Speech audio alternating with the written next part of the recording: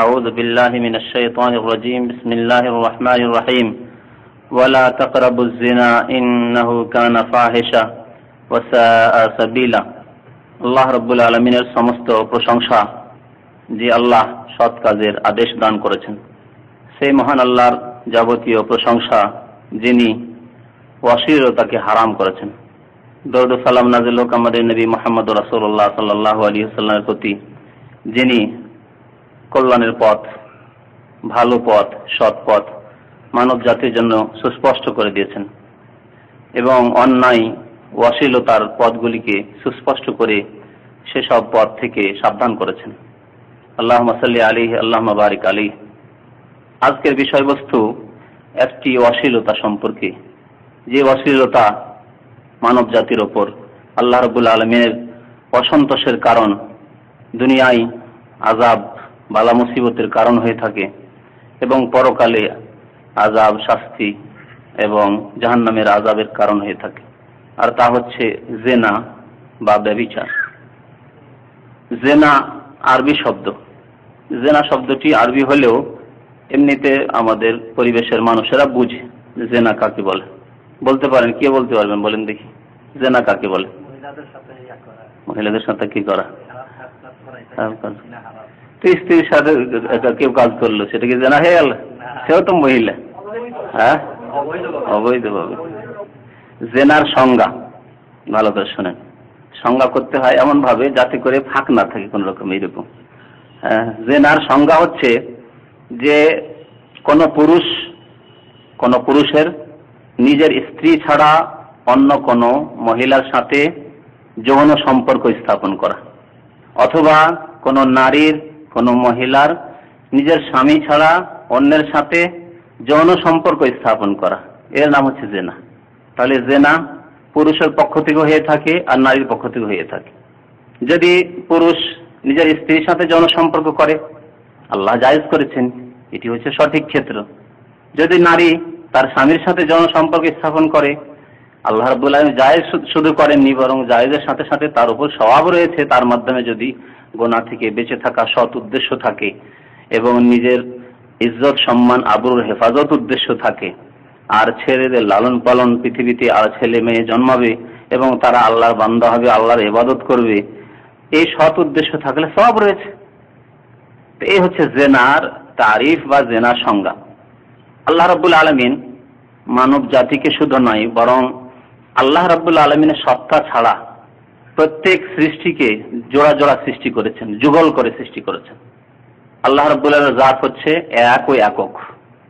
কুল হুয়াল্লাহু আহাদ, আল্লাহ এক ও একক। বাকি শুধু মানুষ না, মানুষ ছাড়া জীব জন্তু, এমনকি আপনার উদ্ভিদ যেগুলো বলা হয়, হ্যাঁ, গাছপালা, তাকেও জোড়া জোড়া আল্লাহ যুগল করে সৃষ্টি করেছেন। আল্লাহ রাব্বুল আলামিন সূরা ইয়াসিনে ইরশাদ করেছেন যে সুবহানাল্লাযী খালাকাল আজওয়াজা কুল্লাহা মিম্মা তুনবিতুল আরদু ওয়া মিন আনফুসিহিম ওয়া মিম্মা লা ইয়ালামুন। সুবহানাল্লাযী খালাকাল আজওয়াজা কুল্লাহা, পাক সেই সত্তা পাক, তার পবিত্রতা ঘোষণা করি আমরা, যিনি খালাকাল আজওয়াজা কুল্লাহা, প্রত্যেক জিনিসকে জোড়া জোড়া সৃষ্টি করেছেন। যা কিছু আল্লাহ সৃষ্টি করেছেন আজওয়াজ, ফার্দ না, ফার্দের বিপরীত হচ্ছে জওজ, জোড়া জোড়া যুগল করে সৃষ্টি করেছেন। কুল্লাহা মিম্মা তুনবিতুল আরদ, পৃথিবী থেকে, জমিন থেকে যা উৎপাদিত হয়, ঘাস, গাছ, শাকসবজি, জোড়া জোড়া সৃষ্টি করেছেন। মিম্মা তুনবিতুল আরদ, যা পৃথিবী থেকে, জমিন থেকে উৎপাদিত হয়। ওয়া মিন আনফুসিহিম, এবং মানব জাতির মধ্য থেকেও, মানব জাতিকে আল্লাহ জোড়া জোড়া যুগল করে সৃষ্টি করেছেন। ওয়া মিম্মা লা ইয়ালামুন, এমন এমন সৃষ্টি পৃথিবীতে যুগল রয়েছে, জোড়া জোড়া রয়েছে, যা তারা জানে না। অনেক কিছু রয়েছে যেগুলি জোড়া জোড়া রয়েছে, জানি না, নেগেটিভ পজিটিভ রয়েছে। পৃথিবীতে যা কিছু আবিষ্কার হচ্ছে তাতেও জোড়া জোড়া যুগল করে আল্লাহ সৃষ্টি করেছেন। এই আয়াত দ্বারা স্পষ্ট হয়। ওয়া খালাকনাকুম আজওয়াজা, আল্লাহ আরেকটি আয়াতে বলছেন তোমাদেরকে জোড়া জোড়া আমি সৃষ্টি করেছি। আল্লাহ রাব্বুল আলামিন আরেকটি আয়াতে বলছেন ওয়া মিন কুল্লি শাইইন খালাকনা যাওজাইন লাআল্লাকুম তাযাক্কারুন, প্রত্যেক জিনিসকে আমি যাওজাইন, যুগল করে সৃষ্টি করেছি, জোড়া জোড়া সৃষ্টি করেছি, যাতে তোমরা উপদেশ নিতে পারো। আল্লাহ রাব্বুল আলামিন জোড়া জোড়া কেন সৃষ্টি করলেন? বিশেষ করে মানুষকে, মানুষ ছাড়া অন্যান্য প্রাণীকে, হায়াওয়ানাত যেগুলো জীব জন্তু পশু পাখি, তাদেরকে জোড়া জোড়া কেন সৃষ্টি করলেন? আল্লাহর বড় হিকমত রয়েছে। যদি আল্লাহ যুগল করে জোড়া জোড়া সৃষ্টি না করতেন তাহলে ওই জেনারেশন, ওই জাতিটি বাকি থাকতো পৃথিবীতে? হ্যাঁ, এটি পাখি কেনেন, পাখি মরে গেলে শেষ হয়ে যেত, সেই জাতিটি শেষ হয়ে যেত, কাক শেষ হয়ে যেত, কাকের আর জেনারেশন থাকতো না, তাই না? ছাগল, গরু, উট, কোনো কিছুই পৃথিবীতে থাকতো না যদি আল্লাহ জোড়া জোড়া করে যুগল করে সৃষ্টি না করতেন। মানব জাতিকে যদি আল্লাহ জোড়া জোড়া সৃষ্টি না করতেন তাহলে যৌন মিলনও হতো না, আর গর্ভধারণও হতো না, আর আগামী জেনারেশন কেউ জন্মাতো না। আদম আলাইহিস সালাম মরে যেতেন, হাওয়া মরে যেতেন, তাই না? তাই হতো। তো আল্লাহ রাব্বুল আলামিন চেয়েছেন এই জোড়া জোড়া সৃষ্টি করে যে সারা পৃথিবীকে আবাদ করবেন, সুসজ্জিত করবেন, এবং এই পৃথিবীতে বিশেষ করে মানুষ এবং জিন, তারা এবং তাদের সন্তানরা কিয়ামত পর্যন্ত আল্লাহ রাব্বুল আলামিনের ইবাদতকে কায়েম করবে। আল্লাহ রাব্বুল আলামিন মানব জাতিকে সৃষ্টি করেছেন এবং তার সাথে সাথে সেই জাতির মধ্যে, সে নারী হোক বা পুরুষ হোক, যৌন চাহিদা সৃষ্টি করে দিয়েছেন। এটি আল্লাহর সৃষ্টি। যৌন চাহিদা যদি আল্লাহ সৃষ্টি না করতো তাহলে কেউ জোড়া জোড়া হতে চাইতো না। হ্যাঁ, এই দায়িত্বভার কেউ মাথায় নিতে চাইতো না। কারো ভরণ দাও, পোষণ দাও, হ্যাঁ, ছেলে মেয়ে জন্মাবে তাদের খাদ্য দাও, কেউ করতো? ওইসব দায়িত্ব নিত না। তো আল্লাহ যৌন চাহিদা রেখে দিয়েছেন। এই যৌন চাহিদা না দিলে একজন নারী একজনের ঘরে এসে আবদ্ধ হয়ে থাকতো না। দরকার কি? বাবার বাড়ি থাকবো, বাবার বাড়িতে থাকবো, কাজকর্ম করে বাবার বাড়িতে খাওয়া দাওয়া করবো। আল্লাহ রাব্বুল আলামিন এই যৌন চাহিদার মাধ্যমে দুজনের সুসম্পর্ক কায়েম করে দিয়েছেন। কোরআনে কারীমে আল্লাহ রাব্বুল সূরা রুম ইরশাদ করেছেন 21 নম্বর আয়াত, ওমিন আয়াতিহি আন খালাকা লাকুম মিন আনফুসিকুম আজওয়াজা লিতাসকুনু ইলাইহা ওয়া জাআলা বাইনাকুম মাওয়াদ্দাতান ওয়া রাহমা ইন্না ফি যালিকা লাআয়াতিন লিকাওমিন ইয়াতাফাক্কারুন। আল্লাহর একটি নিদর্শন হচ্ছে যে তোমাদের থেকেই, তোমাদের মতোই দেখতে, আকার আকৃতি, রং ঢং, তোমাদের মধ্য থেকে, অর্থাৎ মানব জাতির মধ্য থেকেই আল্লাহ তোমাদের জোড়া সৃষ্টি করেছেন। পুরুষ হলে তার স্ত্রী সৃষ্টি করেছেন, স্ত্রী লোক হলে, মহিলা হলে তার স্বামী সৃষ্টি করেছেন। লিতাসকুনু ইলাইহা, যাতে তোমরা শান্তি পেতে পারো, তোমাদের মানসিক দৈহিক শান্তি হাসিল হয়। ওয়া জাআলা বাইনাকুম মাওয়াদ্দাতান ওয়া রাহমা, এবং তোমাদের মাঝে আল্লাহ রাব্বুল আলামিন সম্প্রীতি, ভালোবাসা এবং এক অপরের উপর দয়াশীল হওয়া, এই জিনিসটি সৃষ্টি করে দিয়েছেন। এতে চিন্তাশীলদের জন্য, যারা চিন্তা করে থাকে তাদের জন্য বড়ই নিদর্শন রয়েছে। আল্লাহ রাব্বুল আলামিনকে তারা চিনতে পারবে, আল্লাহর জাতকে, আল্লাহর একত্ববাদকে তারা চিনতে পারবে। আল্লাহ রাব্বুল আলামিন যখন যৌন চাহিদা দিয়েছেন মানব জাতির মধ্যে, তখন সেই যৌন চাহিদার সঠিক প্রয়োগও আল্লাহ রাব্বুল আলামিন শিখিয়ে দিয়েছেন। সঠিক প্রয়োগের ক্ষেত্রেও আল্লাহ রাব্বুল আলামিন স্পষ্টভাবে বর্ণনা করে দিয়েছেন। চাহিদা রয়েছে, তাহলে সেই চাহিদা তো পূরণ করতে হবে। যেমন পানাহারের চাহিদা রয়েছে, খেতে তো হবে, পান করতে হবে, না হলে তো বাঁচতে পারবেন না। ঠিক তেমনি আল্লাহ রাব্বুল আলামিন যখন যৌন চাহিদা দিয়েছেন তখন তার খোরাক, তার গিজার ব্যবস্থা দিয়েছেন, সেই আহারের ব্যবস্থা দিয়েছেন, সেই চাহিদা পূরণের, যৌন ক্ষুধা নিবৃত্তির ব্যবস্থা দিয়েছেন। এবং আল্লাহ রাব্বুল আলামিন একটি সুন্দর ব্যবস্থা দেওয়ার পরে বাকি যেগুলি পথ রয়েছে সেই পথগুলিকে বন্ধ করে দিয়েছেন। সেই পথগুলি যেহেতু মানব জাতির জন্য ক্ষতি সাধন করে, মানব জাতির জন্য ধ্বংসাত্মক, সেজন্য সেই পথগুলিকে আল্লাহ রাব্বুল আলামিন কি করেছেন? নিষিদ্ধ ঘোষণা করেছেন। ওই পথে চলা যাবে না, ওই পথগুলি হারাম, নিষিদ্ধ। ওই পথে গেলে পৃথিবীতে শাস্তি পেতে হইতে হবে, আল্লাহর অসন্তুষ্টি তোমার জন্য, আল্লাহর গজব এবং অভিশাপ হবে, আর পরকালে জাহান্নামে যেতে হবে। আপনাদের সামনে বর্ণনা করব যে নাজায়েজ পথ, নাজায়েজ পথ সেই পথটির নাম কি, আর জায়েজ পথ সেই পথটির নাম কি। জায়েজ পথ সেই পথটির নাম কি বলতে পারেন? যে জায়েজ ক্ষেত্র, যৌন ক্ষুধা নিবৃত্তির আল্লাহ জায়েজ পথ, সেই পথটির নাম কি? হ্যাঁ, নিকাহ, বিবাহ শাদী, বিবাহ শাদী। আর নাজায়েজ পথ হচ্ছে জেনা বা জেনার মতো অন্যান্য আরো যৌন অবৈধ সম্পর্ক, যেগুলো সম্পর্কে ইনশাআল্লাহ পরবর্তীতে বর্ণনা করা হবে। তো আল্লাহ রাব্বুল আলামিন অবৈধ পথকে হারাম ঘোষণা করেছেন, যার নাম হচ্ছে জেনা। আল্লাহ রাব্বুল আলামিন ইরশাদ করেছেন সূরা বনী ইসরাঈলের 32 নম্বর আয়াতে, সূরাতুল ইসরা 32 নম্বর আয়াতে ইরশাদ করেছেন, ওয়ালা তাকরাবুজ জিনা, তোমরা জেনার নিকটবর্তী হয়ো না, কাছেও যেও না। আল্লাহ শুধু এই কথা বলেন জেনা করিও না, জেনা করিও না আর জেনার কাছে ঘুরে বেড়াও। যেখানে জেনা হয়, জেনার পরিবেশ রয়েছে, জেনার সুযোগ সুবিধা রয়েছে সেখানে ঘুরে বেড়াও না, কাছেও যেও না। যেসব কুকর্মগুলি, যেসব অবৈধ কাজগুলি জেনার কারণ হতে পারে, সেগুলি জেনা না হলে জেনার কাছাকাছি পৌঁছে যায়, সেখানে যাও না, সেখানেও যাওয়া চলবে না। ওয়ালা তাকরাবুজ জিনা, জেনার তোমরা কাছেও যেও না, জেনার নিকটবর্তী হয়েও না। ইন্নাহু কানা ফাহিশা, কারণ জেনা হচ্ছে অশ্লীলতা, ফাহিশা নোংরা কাজকে ফাহিশা বলা হয়। কয়েকটি কাজকে আল্লাহ রাব্বুল আলামিন ফাহিশা বলে ঘোষণা করেছেন আল কোরআনে। একই জায়গায় ফাহিশা, ফাওয়াহিশ শব্দগুলি আল কোরআনে ব্যবহার। জঘন্য কাজ, পাপ এবং পাপ, জঘন্য পাপ, নোংরামি যাতে রয়েছে, ধর্মীয় দিক থেকে নোংরামি রয়েছে, সামাজিক দিক থেকে নোংরামি রয়েছে, পারিবারিক দিক থেকে নোংরামি রয়েছে, চারিত্রিক দিক থেকে, নৈতিকতার দিক থেকে নোংরামি রয়েছে, এগুলিকে ফাহিশা বলা হয়। ইন্নাহু কানা ফাহিশা, জেনা ব্যভিচার হচ্ছে অশ্লীলতা, ওয়া সাআ সাবিলা এবং জঘন্য পথ, জঘন্য পথ। তাহলে এই পথ নিষিদ্ধ। এখন আমরা জানবো যে জেনা কাছে আল্লাহ যেতে নিষেধ করেছেন, তাহলে জেনার কারণ কি? শুধু বলে জেনা করিও না, শুধু বলে দিতে হবে না। তাহলে জেনার অনেকগুলি কারণ আছে, যে কারণগুলি থেকে প্রথম কারণগুলি সম্পর্কে ওয়াকিফাল হইতে হবে, যে কোন কোন কারণগুলি, কোন কোন কর্মগুলিতে গেলে জেনা হয়ে যেতে পারে। সুতরাং সেসব অপকর্ম থেকে, অন্যায় কাজ থেকে বিরত থাকতে হবে, যেগুলোকে জেনার কারণ বলা যেতে পারে। জেনার কারণ যখন আমরা জেনে নেব, তখন সেই সব কারণের প্রতিকার কি করে আমরা সেই কারণগুলি থেকে দূরে থাকব, নিরাপদ থাকব, তার জন্য আমরা ব্যবস্থা দেব। জেনার অনেকগুলি কারণ আছে, তার মধ্যে কয়েকটি কারণ আজকে আপনাদের সামনে বর্ণনা করব, যাতে আমরা সাবধান হয়ে যেতে পারি।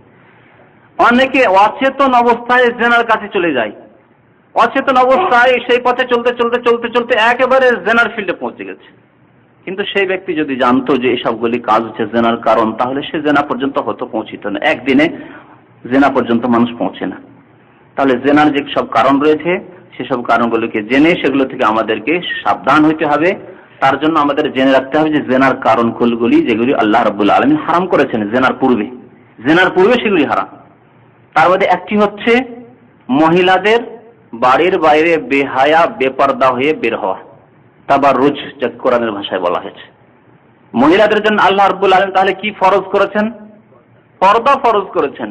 ঘরের বাইরে, স্বামীর ঘরের বাইরে গেলে, বাবার ঘরের বাইরে গেলে পর্দা সহ যেতে হবে।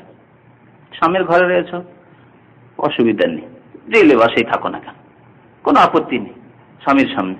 বাবার ঘরে, আপন ভাইয়ের ঘরে রয়েছ, যে সাধারণ সমাজে লেবাস, যেই লেবাস বাবার সামনে ভাইয়ের সামনে চলে, সেই লেবাসে থাকলেই চলবে।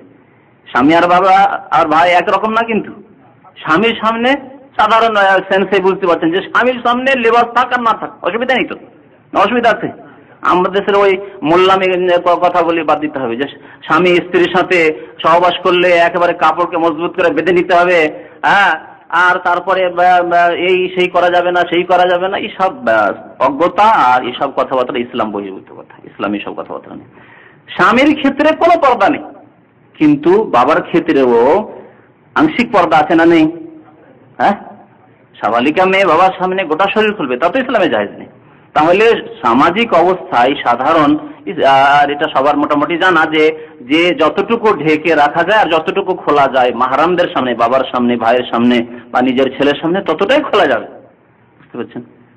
তো আল্লাহ রাব্বুল আলামিন হিজাবকে ফরজ করেছেন যখন মহিলা বাবার ঘরের বাইরে যাবে, স্বামীর ঘরের বাইরে কোথাও রাস্তাঘাটে, মাজারে, প্রয়োজন বসতে যাবে, তখন পর্দা করবে। হিজাব ফরজ, হিজাব পর্দা ফরজ। আর হিজাবের পরিপন্থী হচ্ছে, বিপরীত হচ্ছে কি? বেহায়া বেপর্দা হিজাব, তাবাররুজ। আল্লাহ রাব্বুল আলামিন সূরা আহজাবে ইরশাদ করেছেন, ওয়াকারনা ফি বুয়ুতিকুন্না, হে মহিলারা তোমরা তোমাদের ঘরেই অবস্থান করো, বিনা প্রয়োজনে বাইরে যাবে না। তাহলে মহিলাদের আসল ক্ষেত্র হচ্ছে যেখানে তারা কাজ করবে, কর্মক্ষেত্র, যে হচ্ছে তাদের বাসস্থান, থাকার জায়গা, চলাফেরা যায়, সেটি হচ্ছে ফি বুয়ুতিকুন্না, তাদের বাড়ি। ওয়াকারনা ফি বুয়ুতিকুন্না, তোমরা অবস্থান করো তোমাদের বাড়িতে। তাহলে মহিলাদের আসল স্থান ফ্যাক্টরি না, হ্যাঁ, মহিলাদের আসল স্থান ওই হসপিটালে চাকরি করা না, নার্সিং করা না, আর ডাক্তারি করা না। মহিলাদের আসল স্থান কলেজ ইউনিভার্সিটিতে একাকার হয়ে লেখাপড়া করা না। ওয়াকারনা ফি বুয়ুতিকুন্না, তোমরা তোমাদের বাড়িতে অবস্থান করো, আল্লাহ বলছেন। ওয়ালা তাবাররাজনা তাবাররুজাল জাহিলিয়াতিল উলা, এবং প্রাচীন যুগের জাহিলিয়াতের জামানায় যেইভাবে মহিলারা বেপরদা হয়ে বেরিয়ে যেত বাড়ির বাইরে, সেইভাবে তোমরা মুসলিম মহিলা বেহায়া বেপরদায় জাহিলি যুগের মহিলাদের মতো রাস্তাঘাটে ঘোরাফেরা করবে না। মাথা খুলে, শরীরের কিছু অংশ খুলে, হাত পায়ের অংশ খুলে, এইভাবে যাতে ফিতনার দিকে আহ্বান করে। কেন আল্লাহ রাব্বুল আলামিন পর্দা ফরজ করলেন? কেন ফরজ করলেন? আর বেহায়াই বেপর্দা হওয়াকে আল্লাহ রাব্বুল আলামিন আরাম করলেন কেন? এই জন্য যে আল্লাহ রাব্বুল আলামিন এই নারী পুরুষ উভয়ের মধ্যে যৌন চাহিদা রেখে দিয়েছেন। এই যৌন চাহিদাকে ঠান্ডা রাখতে হবে। আর এমন কিছু জিনিস রয়েছে যেগুলোতে যৌন চাহিদায় আগুন লাগতে পারে, দাও দাও করে আগুন জ্বলে উঠতে পারে। সেসব জিনিসকে আল্লাহ রাব্বুল আলামিন হারাম করেছেন যাতে করে নাজায়েজ জায়গায় তার ব্যবহার না হয়ে যায়। যৌন চাহিদার ব্যবহার হারাম জায়গায় যাতে করে না হয়, অর্থাৎ জেনা না হয়ে যায়। সেই জন্য যদি একটি মহিলা তার জিনত অলংকার খুলে, তার শরীরের বেশ কিছু অংশ খুলে, চুল খুলে, মাথা খুলে, এইভাবে যদি রাস্তাঘাটে ঘুরে, তাহলে কি হবে? জেনার দিকে দাওয়াত দিচ্ছে। এইভাবে অনেক পুরুষরা, অনেক যুবকরা ফিতনায় পড়বে, এবং সেই মহিলা এইভাবে ধীরে ধীরে এত নির্লজ্জ হয়ে যাবে যে এদিক সেদিক সেও তাকাতে শিখবে। যা অবস্থা, চোখে চোখ মেলাতে তখন আর লজ্জা লাগবে না একটা পুরুষের সাথে চোখে চোখ মিলিয়ে দেখতে, তাকিয়ে দেখতে, যার ফলে উভয় দিক থেকে ধীরে ধীরে ধীরে ধীরে আগে বাড়া আরম্ভ হবে, আর এইভাবে জেনা সমাজে ছড়িয়ে পড়ে। আল্লাহ রাব্বুল আলামিন এর জন্য পর্দাকে ফরজ করেছেন যাতে মহিলাদের ইজ্জতের হেফাজত করা হয়। সূরা আহজাব। আল্লাহ রাব্বুল আলামিন পর্দাকে ফরজ করেছেন, এবং জেনার যে একটি কারণ সেটি হচ্ছে বেহায়া বেপর্দা হওয়া, সেটিকে হারাম করেছে। তাহলে জেনার একটি পথ হচ্ছে বেহায়া বেপর্দা হয়ে মহিলাদের বাইরে ঘোরাফেরা করা। আর একটি জেনার পথ হচ্ছে অবাধ মেলামেশা, ইখতিলাত, অবাধ মেলামেশা। আল্লাহ রাব্বুল আলামিন অবাধ মেলামেশা নিষেধ করেছেন। নারীদের এবং পুরুষদের এই দুটি জাতি অবাধ মেলামেশা এমন এমন ক্ষেত্রে কাজ করবে বা থাকবে যেখানে অবাধ মেলামেশা। পার্টি রয়েছে, সেই পার্টিতে স্বামী স্ত্রী গেছে। আজকাল যে ফ্যাশন, পশ্চিমা ফ্যাশন, ইহুদি নাসারাদের ফ্যাশন মুসলমান ঘরে, পয়সাওয়ালা মুসলমানদের ঘরে, বিশেষ করে যারা স্কুল কলেজ ইউনিভার্সিটি শিক্ষিত, তাদের অধিকাংশদের মধ্যে এই কুআচরণ রয়েছে। তারা বেগায়রত হয়ে পড়েছে। সবার কথা বলছি না, এক শ্রেণীর মানুষ যাদের পার্টিতে কি হয়, স্ত্রী নিয়ে গেছে, তার স্ত্রী আর তার বন্ধুর স্ত্রী সবাই মিলে একসাথে খাওয়া দাওয়া করছে, একসাথে একই জায়গায় খাওয়া দাওয়া করছে। এটি হারাম, ইখতিলাত। একই হসপিটালে নারী পুরুষ একাকার হয়ে কাজ করছে, একই ফ্যাক্টরিতে, একই কোম্পানিতে একাকার হয়ে কর্মচারী নারী পুরুষ সবাই কাজ করছে, একই দোকানে সেলসম্যান নারী পুরুষ কাজ করছে, একই মিনিস্ট্রিতে, একই ব্যাংকে এক কাউন্টারে একজন মহিলা বসে আছে, আর এক কাউন্টারে একজন পুরুষ বসে আছে, একাকার হয়ে কাজ করছে। এইভাবে যে কোনো ক্ষেত্রে হোক না কেন ইখতিলাত, অর্থাৎ নারী পুরুষের অবাধ মেলামেশা। তবে সীমিত ক্ষেত্রে আল্লাহ রাব্বুল আলামিন জায়েজ রেখেছেন। সেটি হচ্ছে কেমন? রাস্তাঘাটে চলাফেরা। রাস্তায় পুরুষরাও চলাফেরা করছে, মহিলাদের প্রয়োজন বসতে এখান থেকে ওখানে যেতে হবে, হেঁটে যেতে হবে, রাস্তায় চলাফেরা করছে, পাশাপাশি মহিলাও হেঁটে যাচ্ছে পর্দার সাথে, আর পুরুষও হাঁটছে। এটি জায়েজ রয়েছে। কিন্তু এই ক্ষেত্রেও মনে রাখতে হবে যে প্রিয় নবী মুহাম্মদুর রাসূলুল্লাহ সাল্লাল্লাহু আলাইহি ওয়াসাল্লাম মহিলাদেরকে, মুসলিম মহিলাদেরকে উপদেশ দিয়েছিলেন যে তোমরা আলাইকুম বিহাফাতিত তুরুক, তোমরা রাস্তার কিনারা কিনারা হাঁটবে, মহিলাদেরকে বলেছেন।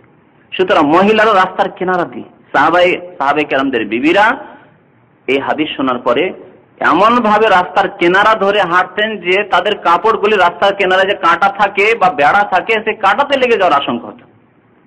আর যে মেন রাস্তা রয়েছে সেই রাস্তাটি একেবারে বুক ফুলিয়ে মহিলা চলবে। আর আজকাল যে পরিস্থিতি, আর একজন দিনদার যদি পুরুষ হয় তাকেই দূরে সরে যেতে হচ্ছে আসল রাস্তা ছেড়ে দিয়ে।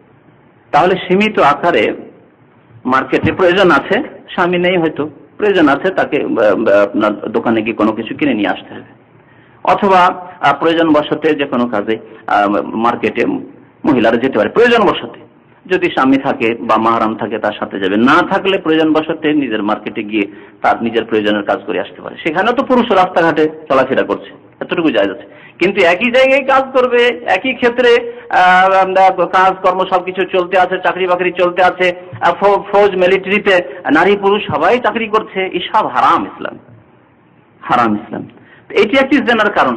আজকাল কলেজ ইউনিভার্সিটি দেখুন, কলেজ ইউনিভার্সিটিতে অন ক্লাস থেকে শুরু করে ইউনিভার্সিটি পর্যন্ত মহিলাদের আলাদা কোনো ব্যবস্থা নেই, মেয়েদের কোনো ব্যবস্থা নেই, ছেলে মেয়ে একাকার হয়ে একই ক্লাসে পড়াশোনা করছে, যার ফল স্কুল, কলেজ, ইউনিভার্সিটি, বিশেষ করে কলেজ আর ইউনিভার্সিটি, আর আজকাল মাধ্যমিক থেকে চিঠি দেওয়া দিয়ে শুরু হয়। আমরা জানি প্রাইমারিতেও শুরু করে, প্রাইমারিতে 3-4 ছেলে মেয়েরাও চিঠি দেওয়া দিয়ে শুরু করে। কথা বুঝতে পারছেন না? এখান থেকে ট্রেনিং। তাহলে এই অবস্থা যদি প্রাইমারি আর মাধ্যমিকের হয়, তো উচ্চ মাধ্যমিক আর কলেজ ইউনিভার্সিটি থেকে কি হয়, যা সাধারণ মানুষ বুঝে। আর ওই পার্কগুলিতে, যেসব আল্লাহর গজবের জায়গা আমাদের দেশে, পার্কগুলিতে যদি একটু দেখেন তাহলে বোঝা যায় যে কি দৃশ্য। সব কলেজ ইউনিভার্সিটির ছাত্র আর ছাত্রী, জোড়া ছাড়া পাওয়া যাবে না। কথা বুঝতে পারছেন না? ইখতিলাত, এই যে অবাধ মেলামেশা, এই পড়াশোনা শিক্ষা ব্যবস্থা, যার ফলে জেনা ছড়িয়ে পড়েছে সমাজে। মুসলিম সমাজ, মুসলিমরা তাদের শিক্ষা দীক্ষায়, তাদের ইসলাম, তাদের প্রতিষ্ঠান, শিক্ষা প্রতিষ্ঠানের ক্ষেত্রেও ইহুদি, নাসারা, খ্রিস্টান, হিন্দুদের অন্ধ অনুকরণের কারণে মুসলিম সমাজেও জেনা ব্যভিচার ছড়িয়ে পড়েছে। একটি কারণ জেনার। জেনার আরেকটি কারণ হচ্ছে নারী পুরুষের বন্ধুত্ব। বুঝেন কি নারী পুরুষের বন্ধুত্ব? বয়ফ্রেন্ড আর গার্লফ্রেন্ড। চলে যান ইউরোপ, আমেরিকাতে, কার কটি বয়ফ্রেন্ড গার্লফ্রেন্ড আছে ইউরোপে, তারা গৌরব করে। সেই দেশের কলেজ ইউনিভার্সিটির মেয়েরা গৌরব করে যে আমার এতটি বয়ফ্রেন্ড রয়েছে পশ্চিমা দেশে। আর ছেলেরা গৌরব করে যে আমার এতটি গার্লফ্রেন্ড রয়েছে। এক নতুন মুসলমান ছিল আল কাসিমে, আমি যে সেন্টারে ছিলাম সেই সেন্টারে, সে বলছে আমার 50টি গার্লফ্রেন্ড ছিল। তারপরে মুসলমান হয়েছে, কিন্তু সে ফিলিপিনে থাকাকালীন আর খ্রিস্টান থাকাকালীন তার গার্লফ্রেন্ডই ছিল 50টি। বলছে আমার স্ত্রী হচ্ছে 50 নম্বর, আর তার আগে 49টি গেছে। এ হচ্ছে খ্রিস্টান সমাজের অবস্থা, এ হচ্ছে মুশরিক পৌত্তলিক সমাজের অবস্থা, এ হচ্ছে পশ্চিমা ইউরোপ আমেরিকান সমাজের অবস্থা। আর তাদের এক শ্রেণীর মুসলিমরা অনুকরণ করে সেই কাফের দেশের ছেলে মেয়েকে পড়াশোনার জন্য পাঠায়। নাউযুবিল্লাহ। জেনার একটি কারণ তাহলে কি? এই পুরুষের মেয়ের সাথে বন্ধুত্ব, ফ্রেন্ডশিপ। আর মেয়ের বন্ধুত্ব পুরুষের সাথে ইসলামী এই বন্ধুত্ব নেই। ইসলাম বন্ধুত্ব আছে, ঠিক আছে, মেয়ে মেয়ের সাথে বন্ধুত্ব রাখবে, ছেলে ছেলের সাথে বন্ধুত্ব রাখবে। একটি জেনার কারণ। আজকাল কলেজ ইউনিভার্সিটি তাই হচ্ছে, কলেজ ইউনিভার্সিটিতে। আর পশ্চিমা দেশের অবস্থার কথা বলছি, আর তার অনুকরণ আমাদের দেশের কলেজ ইউনিভার্সিটি গুলি, যেমন সিলেবাসও পড়া হচ্ছে পশ্চিমা সিলেবাস, ইহুদি নাসারাদের সিলেবাস, ঠিক তেমনই তার সাথে সাথে আচার আচরণও তাদেরই নেওয়া হচ্ছে। পশ্চিমা দেশে কি হয়, যদি কোনো মেয়ের বয়ফ্রেন্ডের অভাব থাকে তাহলে তাকে সমাজে গণমর্যাদা দেওয়া হয়, গৌরব করা হয়। কার কতটি বয়ফ্রেন্ড রয়েছে, কোন ছেলের বয়ফ্রেন্ড গার্লফ্রেন্ড অভাব থাকলে তার কোনো মর্যাদা নেই, গৌরব করা হয় তার উপর। এই জন্য সেই দেশে কোন কুমারী মেয়ে পাওয়া, কলেজে চলে গেছে আর কোন কুমারী মেয়ে পাওয়া যায়, বুঝছেন তো, কুমারী না, কুমারী মেয়ে পাওয়া যাবে, পাওয়া যায় না। অবিবাহিত শুধু না, বিবাহ করলো না, আর জেনার অভাব নেই, তো কুমারী থাকলো। কুমারী ইসলামের ভাষায় ওকে বলা হয় যাকে কোনো পুরুষ স্পর্শ করেনি, যার সাথে কোনো পুরুষের যৌন সম্পর্ক হয়নি। কুমারী মানে এই না যে 40 বছর বয়স হয়ে গেছে কোনো মেয়ের আর বিয়ে শাদী করেছে, কুমারী হয়ে আছে, বা 20 বছর বয়স হয়ে গেছে আর জেনা তো অনেক হয়েছে কিন্তু বিবাহ করেনি, কুমারী হয়ে আছে না। ইসলামী দৃষ্টিতে সে আর কুমারী নেই, সে সাইয়েবা হয়ে গেছে, সে আর বাকেরা নেই। আরবিতে বাকেরা বলে কুমারীকে, আর সাইয়েবা বলে যে কুমারী না, তো সে আর কুমারী নেই। পশ্চিমা পরিবেশে, ইহুদি খ্রিস্টানদের পরিবেশে কোনো কুমারী মেয়ে পাওয়া অসম্ভব। অসম্ভব বললে কোনো বাড়াবাড়ি নেই, বিনা বাড়াবাড়িতে অসম্ভব কথাটি বলছি। আর আজকাল স্কুল, কলেজ, ইউনিভার্সিটি তাই। কারণ হচ্ছে ওই যে অবাধ মেলামেশা আর বন্ধুত্ব, নারী পুরুষের মধ্যে বন্ধুত্ব। জেনার আর একটি কারণ হচ্ছে নির্জনতা, কোন অপর পুরুষের কোন অপর মহিলার সাথে নির্জনতা। বন্ধু বান্ধব আছে, আপনার নিকট আত্মীয় কেউ আছে, সে বন্ধু নেই বাড়িতে, বা আপনার আত্মীয় নেই, আর তার বাড়িতে তার বউয়ের কাছে আপনি সালাম আলাইকুম, ভালো আছেন, কেমন আছেন, ঢুকে পড়লেন, সে বলে আসুন বসুন, আর গল্প শুরু করলেন, আর কেউ নেই বাসাতে। নির্জনতা হারাম ইসলাম। নবী করিম সাল্লাল্লাহু আলাইহি ওয়াসাল্লাম ইরশাদ করেছেন, লা ইয়াখলু আন্না রাজুলান বিইমরাতিন ইল্লা কানা সালিসুহুমা শায়তান। যদি কোনো পুরুষ, আজনবী পুরুষ যদি কোনো মহিলার সাথে নির্জনতা অবলম্বন করে তাহলে তৃতীয় কে থাকে? শয়তান। আর শয়তান উস্কানি দিতে থাকে, শয়তান উস্কানি দিতে থাকে। এইভাবে গুনাহে লিপ্ত হয় মানুষ। জেনার আরেকটি কারণ হচ্ছে নরম নরম ভাষায় কোন নারীর পুরুষের সাথে কথা বলা। নরম ভাষায়, মিষ্টি ভাষায় কথা বলবে না। প্রয়োজন বশত কথা বলছেন আপনি, বেল দিল বাসাতে এসে কেউ, কে আছেন, জানতে পারলেন কে আছে, পরিচিত, জানেন হয়তো, নাম জানে, কিন্তু তাই বলে সে মহিলা তার সাথে নাকি সুরে কথা বলা শুরু করবে, মিষ্টি মিষ্টি কথা বলা শুরু করবে, আসুন ভাই আসেন, কেমন আছেন, ভালো আছেন, ছেলে মেয়ে আপনার কেমন আছে, শুরু করে দিল। না না, প্রয়োজন ততটাই কথা বলবেন। না বাড়িতে নেই আপনার ভাই, বাস কখন আসবে জানা আছে বলে দেন, না হয় না। আর আপনি এই চলছে আপনার এই নরম নরম কথা, মিষ্টি মিষ্টি কথা, এটি হচ্ছে একটি জিনার কারণ। আল্লাহ রাব্বুল আলামিন কোরআনে ইরশাদ করেছেন, ইনিত তাকাইতুন না, হে মহিলা তোমাদের মধ্যে যদি তাকওয়া থাকে, মানে আল্লাহ ভীরুতা থাকে, আল্লাহকে ভয় করো, তাহলে কি ফালা তাখযানা বিল কওল, তাহলে নাকি সুরে কথা বলবে না, মিষ্টি সুরে কথা বলবে না, নরম নরম কথা পুরুষের সাথে অপর পুরুষের সাথে বলবে না। ফায়াতমা আল্লাযী ফী কলবিহি মারাদ, যদি মিষ্টি মিষ্টি কথা কোনো পুরুষের সাথে বলো, তাহলে এক শ্রেণীর মানুষ, সবার কথা আল্লাহ বলেনি, এক শ্রেণীর মানুষ আছে যাদের অন্তরে রোগ আছে। ফায়াতমা আল্লাযী, সে কি করবে? লোভ করবে, লোভ লালসা হবে তার মনে। যার অন্তরে ব্যাধি রয়েছে, কপট নেফাকের ব্যাধি রয়েছে, পাকা মুসলমান না, ফাসিকির ব্যাধি রয়েছে, হ্যাঁ, জিনার ব্যাধি রয়েছে, শয়তানি ব্যাধি রয়েছে, অনেক ব্যাধি রয়েছে অন্তরে, তার মনে কি হবে? লোভ লালসা হবে, হ্যাঁ, এর সাথে সুসম্পর্ক করা যেতে পারে, এর সাথে এরকম হতে পারে। ফায়াতমা আল্লাযী ফী কলবিহি মারাদ। সুতরাং এক শ্রেণীর মানুষরা যারা লোভ লালসায় রয়েছে, তাদেরকে কোনো সময় সুযোগ দেবে না মহিলারা, তোমাদের মধ্যে যদি তাকওয়া থাকে। তো এই জেনার এগুলি কারণ ছিল। জেনার আরেকটি কারণ হচ্ছে প্রচার মাধ্যম। প্রচার মাধ্যমের দুটি দিক রয়েছে। প্রচার মাধ্যম আসলে কেমন অস্ত্রের মতো, অস্ত্রকে ভালো কাজে ব্যবহার করা যেতে পারে, খারাপ কাজে ব্যবহার করা যেতে পারে, কিন্তু ভালো কাজে বর্তমান যুগে তার ব্যবহার খুবই সীমিত। আর কিছু প্রচার মাধ্যম রয়েছে তার ভালো কাজেই ব্যবহার হয় না, শুধু খারাপ কাজেই ব্যবহার হয়। এই অবস্থাতে মুসলিমকে দেখতে হবে যে যতটুকু সম্ভব তার থেকে দূরে থাকতে হবে। আর যেগুলির খারাপ দিকটি বেশি রয়েছে সেগুলি হারাম, এতে কোনো সন্দেহ নেই, সেই প্রচার মাধ্যমগুলি হারাম। তবে যার ভালো দিকটি রয়েছে, ভালো কাজে ব্যবহার করা যেতে পারে, আর খারাপ কাজের কিছু দিক রয়েছে, তাতে থেকে যদি আমার ছেলে মেয়েদেরকে দূরে রাখতে পারি, আমি নিজেকে, নিজের পরিবারকে দূরে রাখতে পারি, তাহলে আপনি ওই বিশেষ ক্ষেত্রটিতে কন্ট্রোলের সাথে যদি ব্যবহার করতে পারেন তাহলে ঠিক আছে। প্রচার মাধ্যম হচ্ছে একটি ব্যাপক শব্দ, এর মধ্যে অনেক কিছু আসবে। সে প্রচার মাধ্যমে আপনার রেডিও যেমন আসবে, রেডিওতে গান বাজনা আসে, আর খবর আসে, খবরটা শুনে নিলেন, গান বাজনা শোনা যাবে। গান বাজনা আল গিনা বারিদুজ জিনা, গান বাজনা হচ্ছে জেনার, ব্যভিচারের মেল, ব্যভিচারের দিকে আহ্বান করে, শয়তানি ওয়াসওয়াসা সৃষ্টি করে। এটি কোনো কোরআনের কথা না, হাদিসের কথা না, কিন্তু এটি উলামায়ে কেরামদের কথা। আর আসলে ওর মধ্যে ওই যে বাজনাতে এমন একটা আকর্ষণ রয়েছে যাতে শয়তান আপনাকে গ্রাস করতে পারে, এই জন্য বাজনা হারাম। আর আজকালকার গানে অশ্লীলতাই রয়েছে, 99% অশ্লীলতা রয়েছে। ভালো চরিত্র গঠন করবে এরকমের কোনো গান পাওয়া যাচ্ছে না, সুতরাং প্রচার মাধ্যম হারাম। টিভির ক্ষেত্রে সীমিত একটি দিক ছাড়া, এমনকি খবরটিওতে হারাম। মহিলা খবর পড়বে, পুরুষ আর খবর পড়তে পারবে না। আমাদের নেতৃত্ব দিচ্ছে মহিলা, তার খবর কেন পড়বে না মহিলা? হ্যাঁ, পুরুষ খবর পড়লে আকর্ষণ হবে না, মানুষ বেশি শুনবে না, সুতরাং মহিলা খবর পড়তে হবে। খবর শুনতে গিয়েও তো বিপদ, যাবেন কোথায় আপনি? ফিতনা ফাসাদের জামান। আর বাকি ফিল্ম আর সিরিয়াল আর কি বলে তো আল্লাহ জানে, তারাই জানে, আমি তো জানি না, আল্লাহ না করে স্যার জানি। কথা হচ্ছে যে এই প্রচার মাধ্যম হারাম। ডিশ ইন্টারনেট, ডিশ দিয়ে সারা বিশ্বের যত অশ্লীলতা, খ্রিস্টানদের ঘরে, ইহুদিদের ঘরে, কাফের মুশরিক বেধর্মী হিন্দুদের ঘরে যা কিছু অশ্লীলতা আছে, ব্যাংকক থেকে, আমেরিকা থেকে, ইউরোপ থেকে, কানাডা থেকে, সব কিছু উঠিয়ে নিয়ে এসে আপনার ঘরে পৌঁছে দিচ্ছে। জেনা, ব্যভিচার, অশ্লীলতা, উলঙ্গ ছবি, কুলু ফিল্ম দেখা, আজকালকার ভাষায় বলা, ঘরে বসে বসে।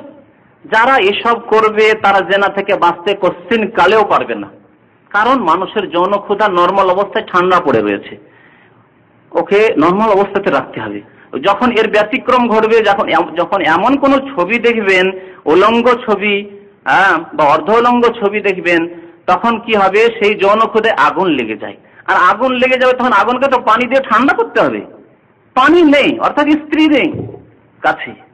আজকালকার যুবকরা যারা প্রবাসী জীবন আছে তাদের অবস্থা এই, স্ত্রী নেই কাছে, আর এসব অশ্লীল ছবি দেখে ডিশের মাধ্যমে, আর ফিল্ম দেখে, যার ফলে তারা নিজের চরিত্রকে ধ্বংস করে, হয় জিনার পথ খুঁজে, না হলে সমকামিতা লেওয়াতাতের পথ খুঁজে, কিচ্ছু না পেলে হস্তমৈথুনের পথ খুঁজে, সবগুলি হারাম, ঠিক কিনা?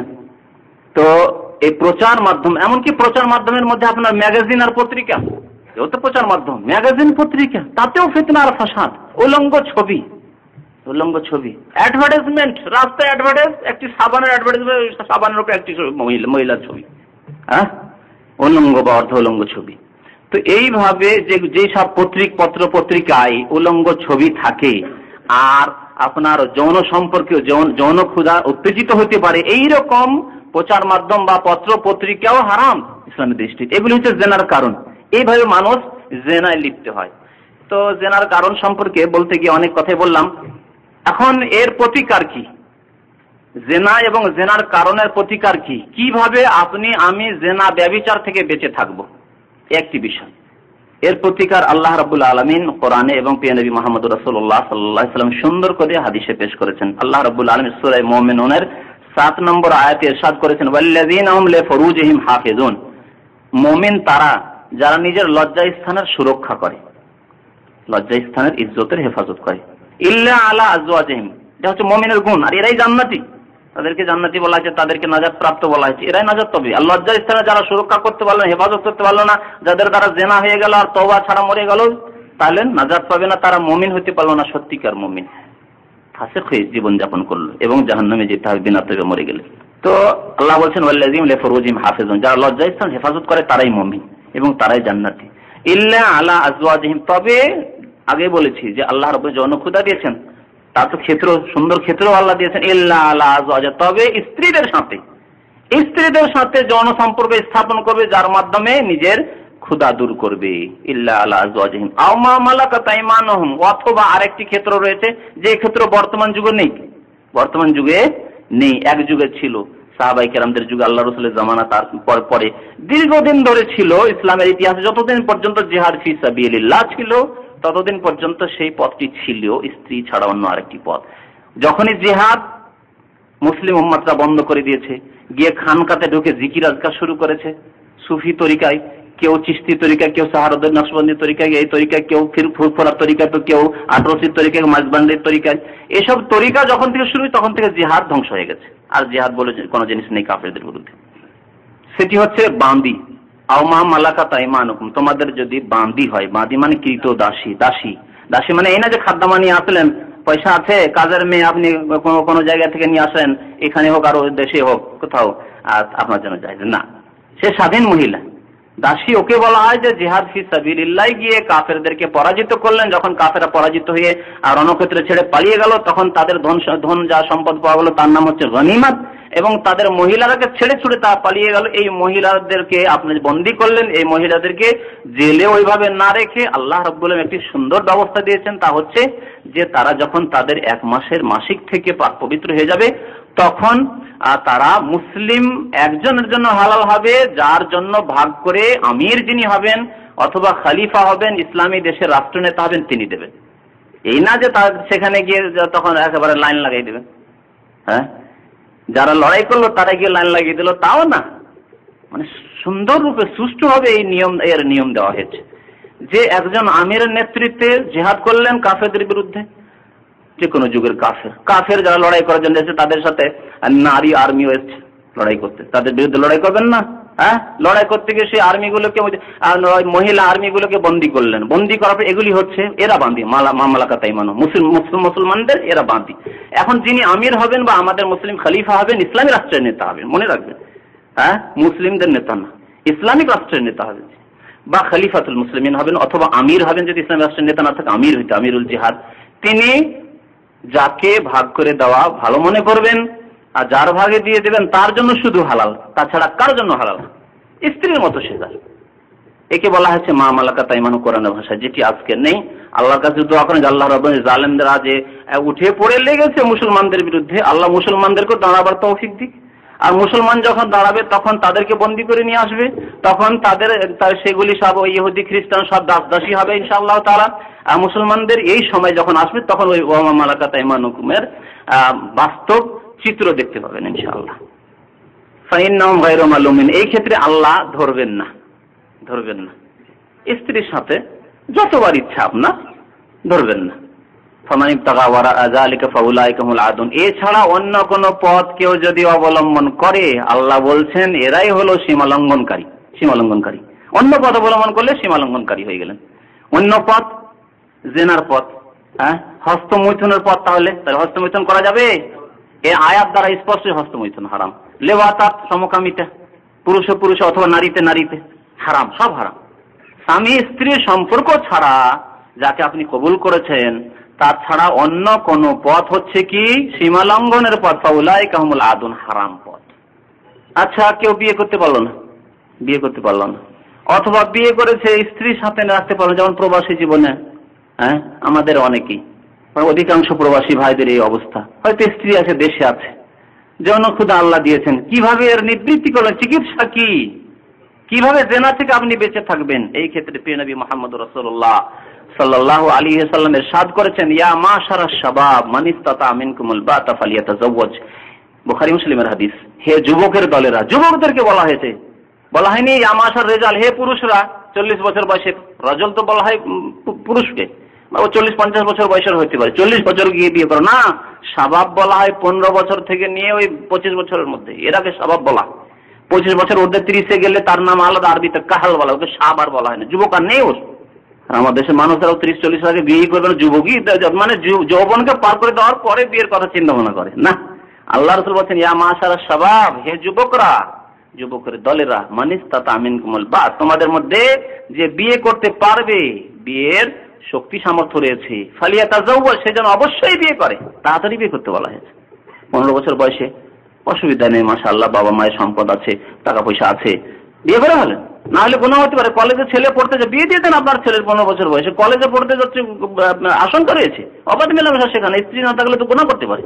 ফালিয়াতাযাওয়াজ, বিয়ে করে ফেলো। তোমার যদি আশঙ্কা থাকে গুনাহ, বিয়ে করে ফেলো। তাহলে যে চাকরি বাকরি হয়নি, এ হয়নি, সে হয়নি, আমি পড়াশোনা করছি, যদি গুনার আশঙ্কা থাকে অবশ্যই বিয়ে করতে হবে। আর না থাকলেও বিয়ে করা শোনা, গুনার আশঙ্কাও যদি না থাকে কিন্তু যৌনক্ষমতা আছে, শক্তি আছে। কেমন শক্তি লাগবে, বিয়ে করার জন্য বলেন?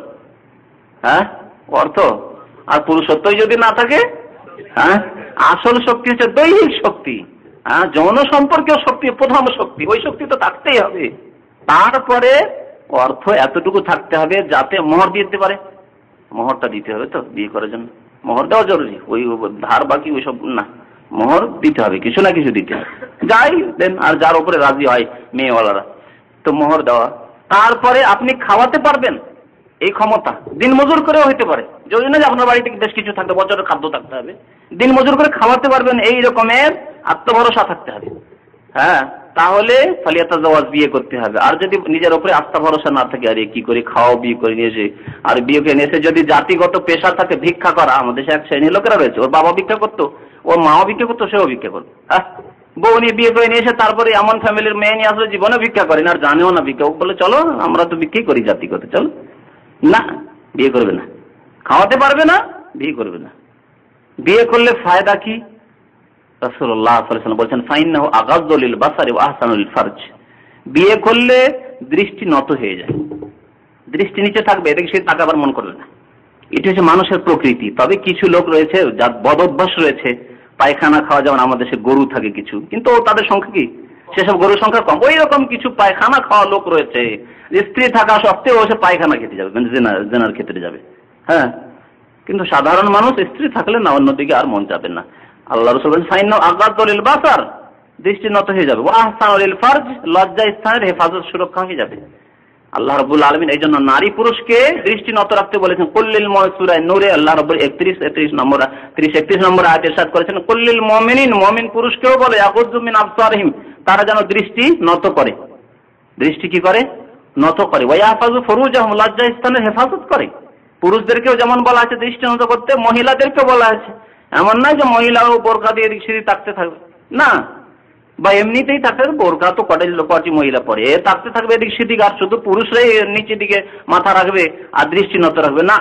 আল্লাহ তারপরের আয়াতটিতে বলছেন, ওয়াকুল্লিল মুমিনাত, মুমিন মহিলাদেরকেও বলে দাও হে নবী সাল্লাল্লাহু আলাইহি ওয়াসাল্লাম, ইয়াগযুযনা মিন আবসারিহিন্না, তারা যেন তাদের দৃষ্টি নত রাখে, ওয়া ইয়াহফাযনা ফুরুজাহুন্না, তাদের লজ্জা স্থানে তারা হেফাজত করে, ওয়া লা ইবদিনা যিনাতাহুন্না, তাদের অলংকার যাতে প্রকাশ না করে। অলংকার মানে কি? শুধু গয়নাগুলি না, গয়নার চাইতে বড় অলংকার তার দেহ, শরীর, সৌন্দর্য। ওয়ালা ইউযিনা যিনাতাহুন্না ইল্লা মা যাহারা মিনহা, তবে এমনিতেই যা প্রকাশ পেয়ে যায়, এমনিতে প্রকাশ পেয়ে যায় যা প্রকাশ পায়। চলাফেরাতে চলতে চলতে বাতাস চলছে, একটু শরীরের কোনো অংশ হয়তো প্রকাশ পেয়ে গেল, কাপড় একটু উড়ে গিয়ে নাজায়েজ হলো না। অথবা এমনিতে কাজ করতে গেলে হাতটুকু হয়তো প্রকাশ পাবে, তাও যদি ঢাকা সম্ভব হয় তো ভালো কথা। বা ওপরে যে কাপড়টি যে বোরকা পড়বে, সেই বোরকাকে ঢাকলে আরেকটি দিয়ে ঢাকতে হবে। তো ইসলাম তো বলে যে ঢাকতেই থাকো, হ্যাঁ, ঢিলা ঢালা কাপড় দিয়ে ঢাকলেই হলো শরীর। তো ওপরের কাপড় এগুলি, কিন্তু এর অর্থ এই না যে মুখমণ্ডল খোলা থাকবে, যেমন এক শ্রেণীরা বলে থাকে যে যা কিছু প্রকাশ নয় মানে মুখমণ্ডল না, মুখমণ্ডল প্রকাশ এমনিতে পেয়ে যায় না, প্রকাশ করে থাকা হয়। সুতরাং আর মুখমণ্ডলে বড় জিনাত রয়েছে, মুখমণ্ডলও ঢাকতে হবে। কি বলছিলাম যে রাসূলুল্লাহ সাল্লাল্লাহু আলাইহি ওয়াসাল্লাম ওই হাদিসটি বলছিলাম যে লজ্জা স্থানের হেফাজত হয়ে যাবে বিয়ে শাদী করলে। আমার নামে আস্তা থেকেও যদি বিয়ে না করতে পারে, অথবা বিয়ে করেছি কিন্তু স্ত্রী রাখতে পারছি না প্রবাসী জীবনে, তাহলে আল্লাহ রাসূল কি বলেছেন? জেনার প্রতিকার, জেনা থেকে দূরে থাকার উপায়, জেনা থেকে বেঁচে থাকার উপায়, ফালাইহি বিসওম, কি করবেন? রোজা রাখবেন, রোজা রাখতে হবে। রাসূলুল্লাহ সাল্লাল্লাহু আলাইহি ওয়াসাল্লাম সপ্তাহে 2টি রোজা রাখতেন। কে বলতে পারেন কোন কোন দিনে? সোমবারে, বৃহস্পতিবারে। মাসে আরো 3টি, 13, 14, 15 তারিখ চাঁদের মাসের রাখতেন। বেশি বেশি, এগুলি নফল রোজা, শুধু রমজান মাসের রোজা না, ও তো রাখবেন ফরজ রোজা।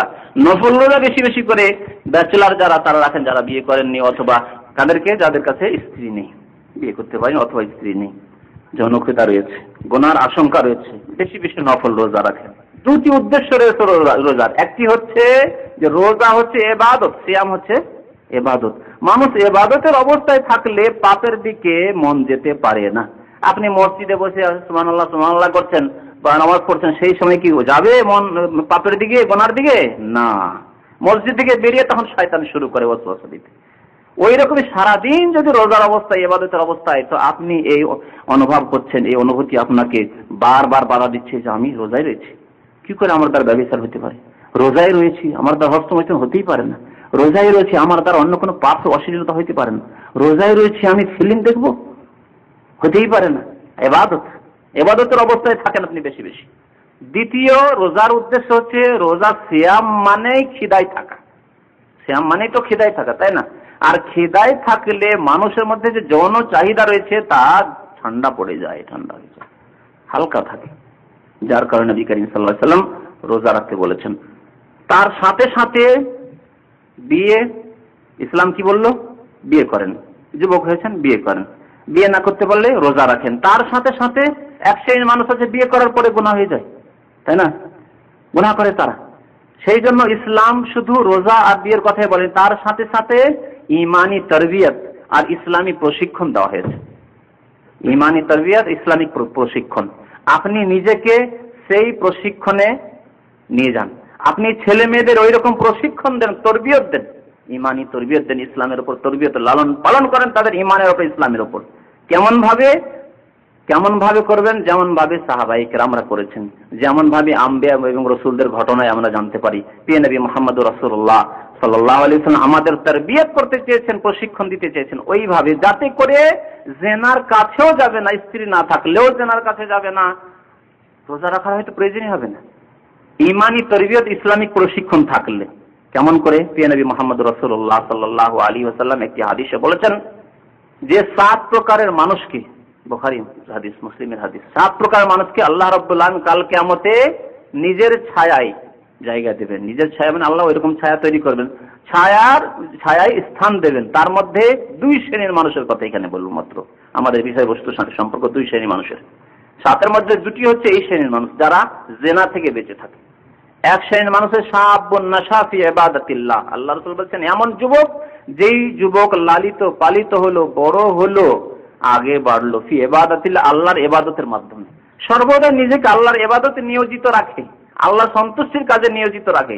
যেই যুবক কোনোদিন জেনার কাছেও গেল না, এমন যুবক, যে যুবক দ্বারা কোনোদিন জেনাও হয়নি বা জেনার কাছেও যায়নি, সেই যুবককে আল্লাহ রাব্বুল আলামিন কাল কিয়ামতে তার স্পেশাল ছায়া দান করবেন, যেই ছায়া সে শান্তি হাসিল করবে হাসরের ময়দানে। আর এক শ্রেণীর মানুষ, ওয়ারাজুলুন দাআতু ইমরাতু যাতু মানসিবিন ওয়া জামাল ফাকালা ইন্নী আখাফুল্লাহ, একজন পুরুষ, তাকে একজন সুশ্রী সুন্দরী মেয়ে, মহিলা ডাক দিচ্ছে, তাকে ডাকছে কুকাজের জন্য।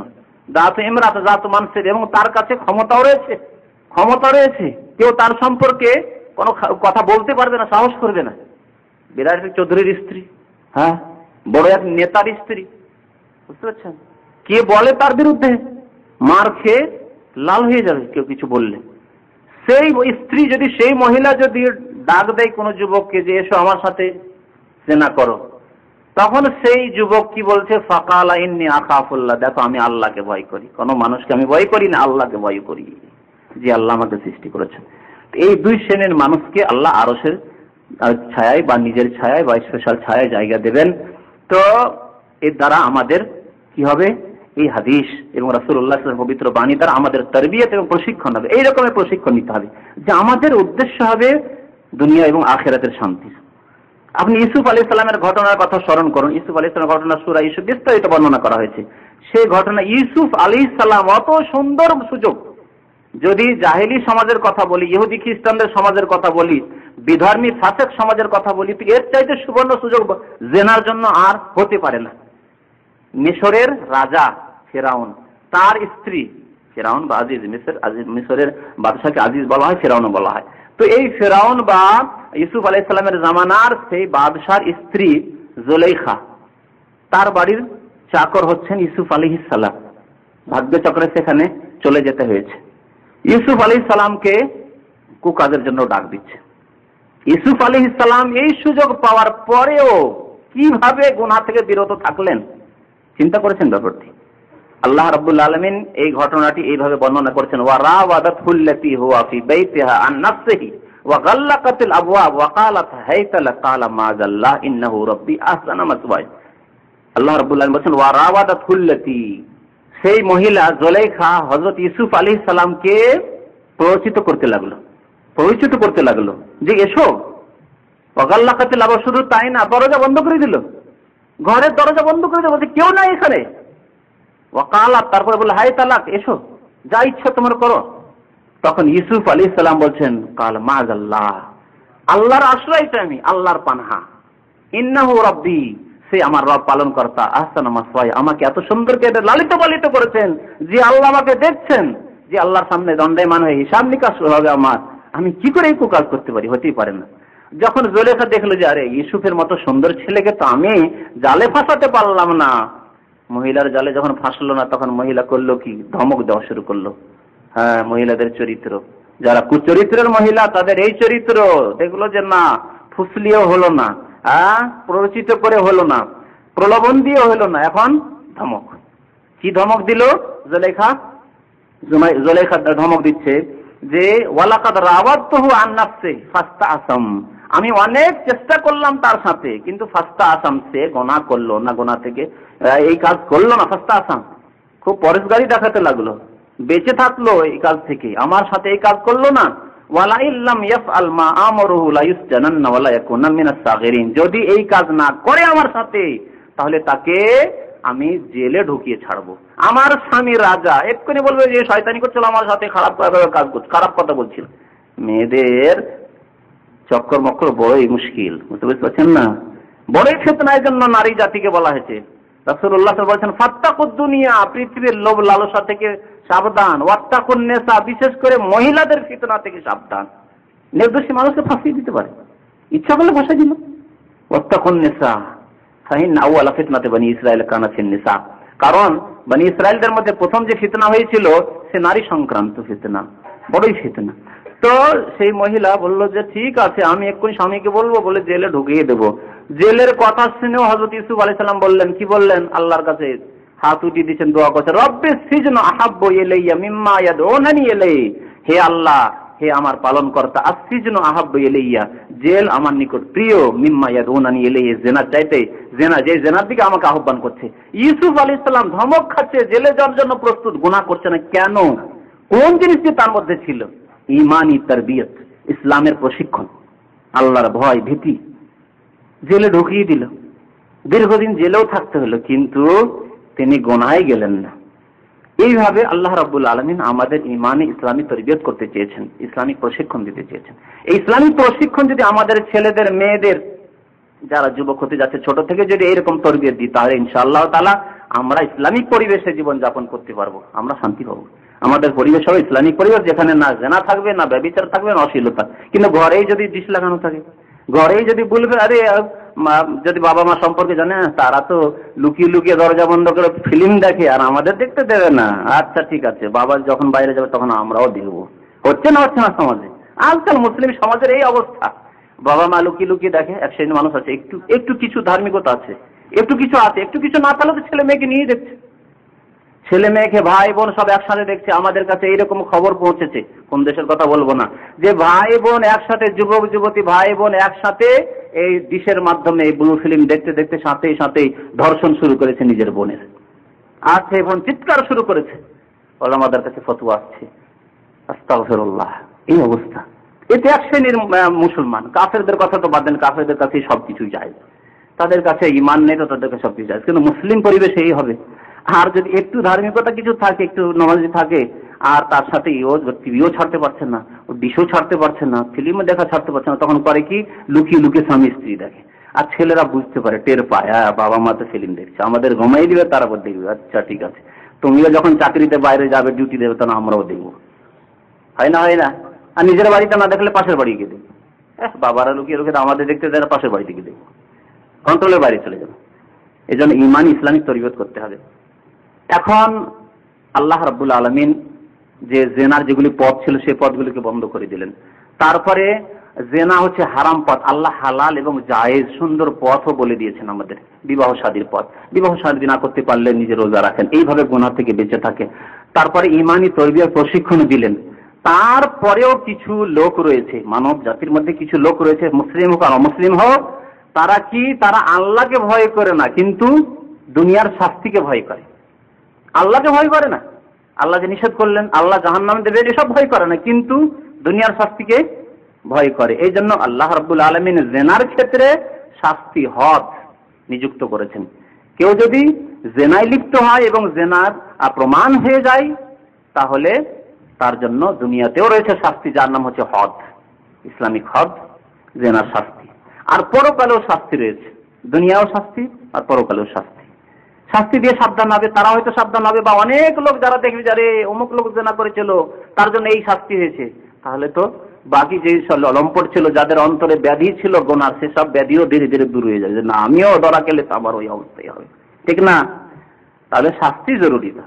আল্লাহ রাব্বুল আলামিন সবাইকে ভয় দেখিয়ে আর জাহান্নামের কথা বলে কাজ হবে না, ওয়াজ নসিহত করে কাজ হবে না, শাস্তিও লাগবে। এই জন্য আল্লাহ রাব্বুল আলামিন জেনার শাস্তি নিযুক্ত করেছেন। মানুষ দুই প্রকারের, এক প্রকার মানুষ হচ্ছে বিবাহিত, আর এক প্রকার মানুষ হচ্ছে অবিবাহিত। অবিবাহিত যেহেতু এখনো বিবাহ করেনি এবং স্বামী স্ত্রীর যৌন সম্পর্ক, এই সম্পর্কে এই ক্ষেত্রে সে কোনোদিন পদার্পণ করেনি এবং দুনিয়ার যে এই নিয়ামত ছিল সেই নিয়ামত কোনোদিন ভোগ করেনি, সুতরাং তার অপরাধ। আর আরেকজন যার স্ত্রী রয়েছে, এই নিয়ামত হয়তো ভোগ করে ফেলেছে, অথবা তার কাছে স্ত্রী রয়েছে, এখন তাকে মোহসান বলা হয়। মোহসান ওকে বলা হয় যার বিবাহ জীবনে একবার হয়ে গেছে, স্ত্রীর সাথে তার সাক্ষাৎ হয়ে গেছে, এখন স্ত্রী থাকার না থাক। তো যেই লোক আল্লাহর এই নিয়ামত ভোগ করে ফেলেছে আর তার কাছে হয়তো স্ত্রীও আছে, তারপরেও যদি জেনা করে বা বিচার করে, তো দুইজনের পানিশমেন্ট, শাস্তি কি একই রকম হওয়া উচিত না আলাদা আলাদা হওয়া উচিত? আলাদা আলাদা হওয়া উচিত। এই জন্য আল্লাহ রাব্বুল আলামিন আলাদা আলাদা শাস্তি নিযুক্ত করেছেন।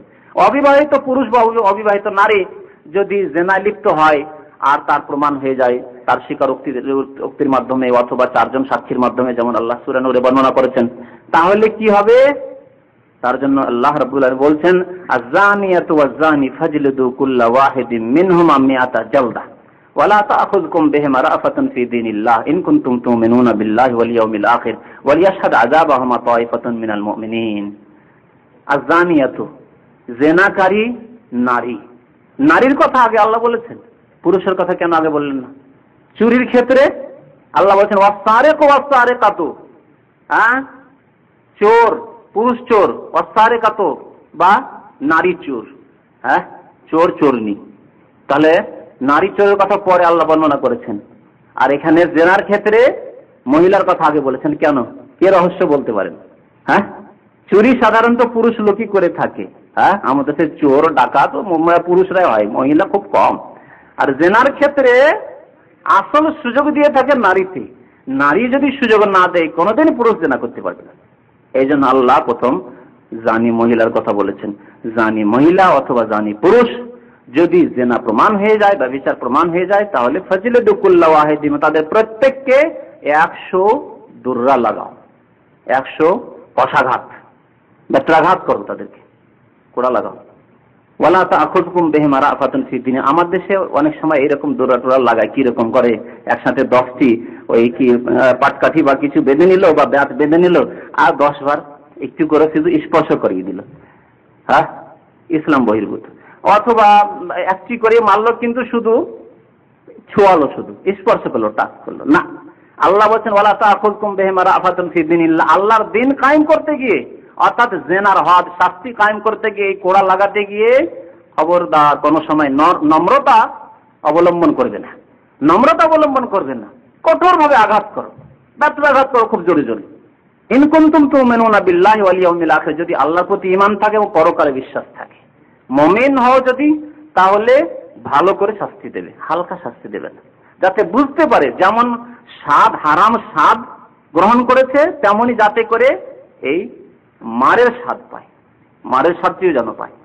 আর কি তার সাথে সাথে ওয়ালিয়াশহাদ আযাবাহুমা তায়ফাতুম মিনাল মুমিনিন, এবং যখন শাস্তি দেবে তখন গোপনে না, ঘরে বন্ধ করে বেত্রাঘাত করলেন, শুধু বাড়ির লোকেরাই জানলো বা কাউকে জানতে দিলেন না, ভিতর ভিতরে সব সেরে নিলেন না। আল্লাহ বলছেন ওয়ালিয়াশহাদ আযাবাহুমা, তাদেরকে যখন দুর্রা লাগাবে, কোড়া লাগাবে, যখন বেত্রাঘাত করবে, তখন মুমিনদের একটি দল ওখানে উপস্থিত থাকা উচিত, সবাই দেখবে। দেখলে কি ফায়দা? হ্যাঁ, দুটি ফায়দা। একটি ফায়দা হচ্ছে যে মুমিনদের একটি দল দেখবে, দেখলে সে লাঞ্ছিত হবে, লাঞ্ছিত হবে, লাঞ্ছিত করার উদ্দেশ্য সমাজে, আর মুখ দেখার মতো তার যোগ্যতা থাকবে না, লোকেদের সামনে সে বেত্রাঘাত খাবে। আর একটি উদ্দেশ্য হচ্ছে যে অনেক লোক যাদের অন্তরে ফাসেক, যাদের অন্তরে ব্যাধি রয়েছে, তারা সাবধান, রে এই জামে মসজিদের পাশে অমুক লোক জেনা করেছিল, তাই ওকে এত কোড়া লাগানো হইলো, এইভাবে মারা হলো, সব লোকের সামনে লাঞ্ছিত হইলো, জীবনেও আর এরকমের ইচ্ছা করবে না কোনো সময়, তাড়াতাড়ি বিয়ে কর, নাহলে বাঁচা যাবে না, তখন বিয়ের দিকে দৌড় দেবে, ঠিক না? নবী করিম সাল্লাল্লাহু আলাইহি ওয়াসাল্লাম এর সাথে সাথে আরেকটি শাস্তির কথা বলেছেন। কোরআনে তো শুধু 100 বার বেত্রাঘাত করতে হবে, 100 কোড়া লাগাতে হবে বলা হয়েছে, কিন্তু একটি হাদিসে আছে যে তাগরিব ও আমিন, 1 বছরের জন্য নির্বাসিত করে দেবে, দেশ থেকে বিতাড়িত করে দিতে হবে।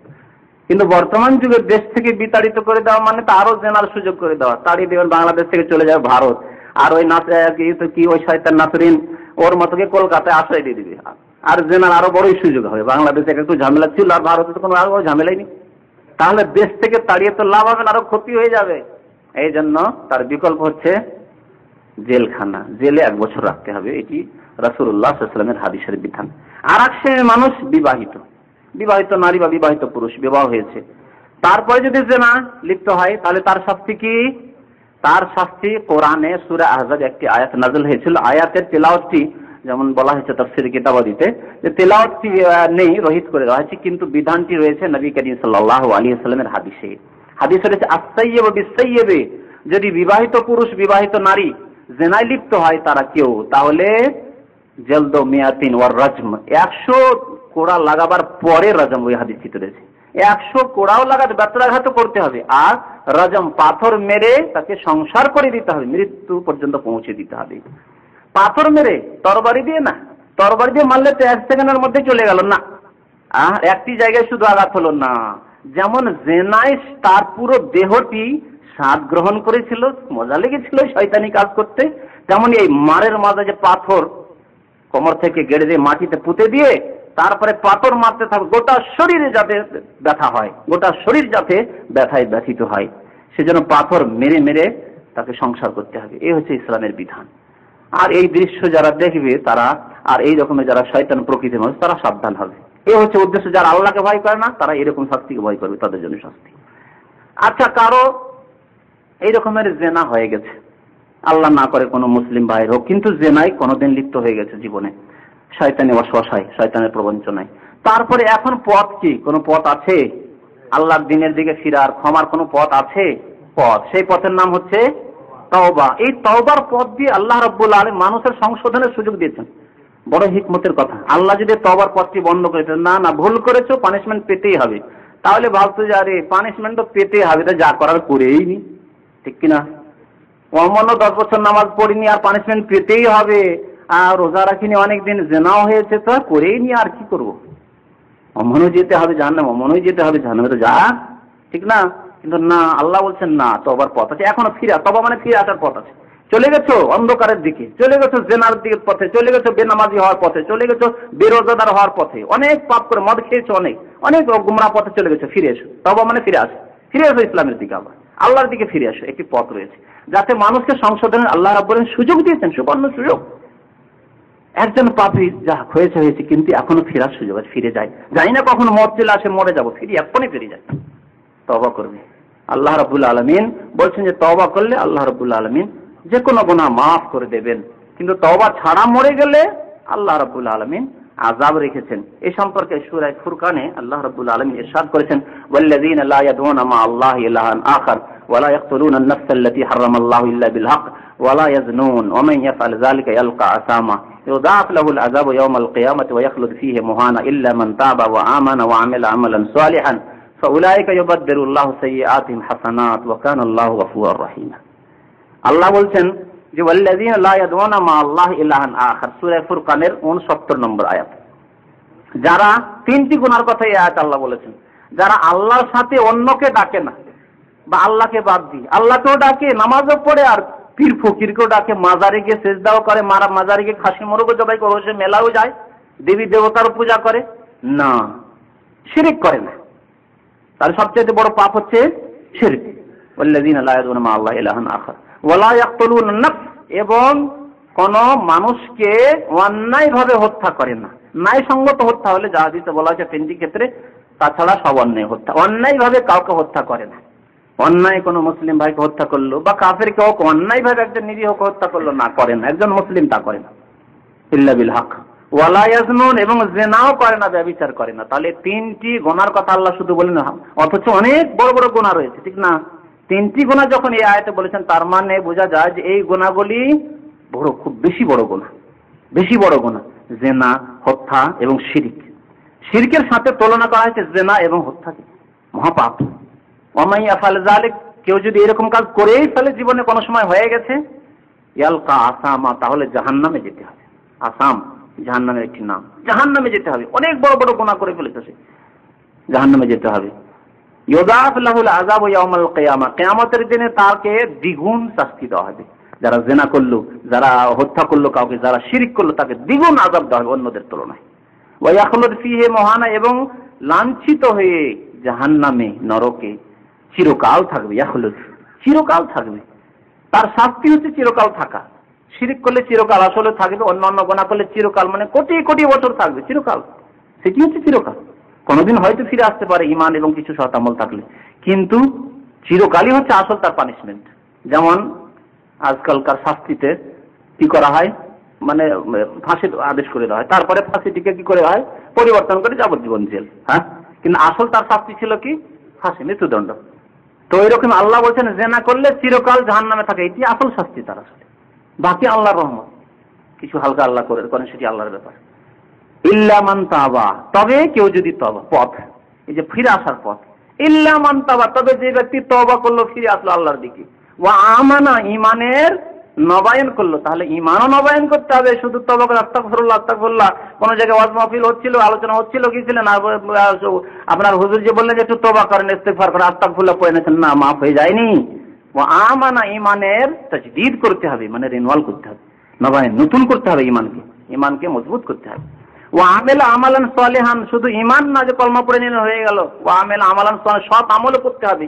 জিনা হয়েছে, সেই জামানায় নামাজ পড়তেন না, এখন 5 ওয়াক্ত নামাজ মাশাআল্লাহ পড়েন, হ্যাঁ, ফরজ সুন্নত নফল পড়েন, তার সাথে আল্লাহর কাছে দোয়া করেন কেঁদে কেঁদে, রমজান মাসে রোজা রাখেন, হজ উমরাও করেন, এগুলো হচ্ছে আমল সালেহ, সৎ কাজ। তার মাতা পিতার সেবাও করেন, ওয়া আমিলা আমালান সালিহান, সৎ কাজও করে। তাহলে তিনটি জিনিস আল্লাহ বললেন, তওবা, ঈমানের নবায়ন, এবং মুসলিম যদি হয় তো ঈমানের নবায়ন, আর কাফের হলে ঈমান নিয়ে আসতে হবে, তাকে মুসলমান হইতে হবে।